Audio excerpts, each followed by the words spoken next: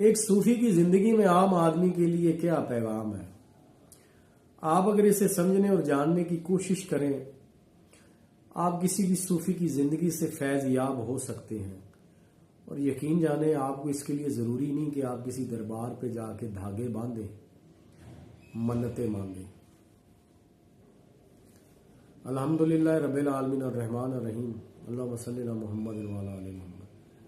تصوف کے جوہری پہلو کے سلسلے میں آج کا واقعہ میں پڑھ رہا تھا، اور اس سے جو میں نے نتیجہ اخذ کیا اور جو اس کا جوہری پہلو ہے وہ یہ ہے کہ میں سوچ رہا تھا کہ ایک صوفی جو ہوتا ہے وہ ایک عام آدمی کی ذہن سازی کیسے کرتا ہے۔ آپ اندازہ کریں، مطلب ہے کہ اس کی پوری کوشش ہوتی ہے اس کے کھانے پینے، اٹھنے بیٹھے چلنے میں کہ اس کا جو رخ ہے، اس کی جو سمت ہے وہ اللہ کی طرف ہے۔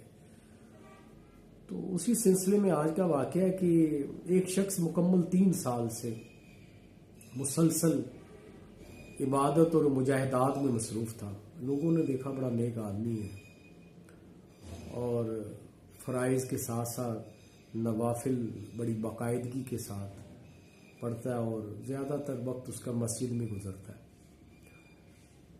تو لوگوں نے اس سے یہ پوچھا کہ تم نے یہ درجہ کیسے حاصل کیا؟ اب لوگوں نے کچھ محسوس کیا، جبکہ وہ دیکھ تو رہے ہیں اس کا عمل پچھلے 3 سال سے، لیکن انہوں نے کوئی چیز دیکھی تو سوال کیا کہ یہ جو مرتبہ اور تمہیں کیسے حاصل ہوا؟ اصل میں انہوں نے دیکھا یہ کہ اس کی جو دلجوئی ہے، اس کی جو مسلسل عبادت کے ساتھ جڑے رہنے کا جو تسلسل ہے، اصل میں اس چیز کو دیکھ کے لوگوں نے سوال کیا کہ تمہیں یہ مرتبہ اور درجہ کیسے حاصل ہوا؟ تو اس نے جواب دیا کہ میں ایک روز حضرت سری سختی رحمۃ اللہ کے دروازے پر گیا اور انہیں جا کر آواز دی۔ تو انہوں نے اندر سے پوچھا کہ کون ہے؟ میں نے عرض کیا کہ میں آپ کا ایک واقف کار آشنا، نام نہیں بتایا۔ تو یہ سن کر آپ نے دعا دی۔ اب یہ اس واقعے کا جوہری پہلو ہے، بڑا خوبصورت۔ اب آپ کو یہ پتہ چلے گا کہ ایک صوفی جو ہوتا ہے وہ ذہن سازی کیسے کرتا ہے ایک عام آدمی کی،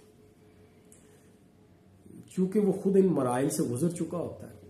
یعنی کہ ان کی کوشش ہوتی ہے کہ ان کا ایک لمحہ، ایک پل بھی اللہ کے بغیر نہ گزرے۔ اب وہ کیسے نہ گزرے، اب وہ آپ اس میں دیکھیں گے اس جواب میں۔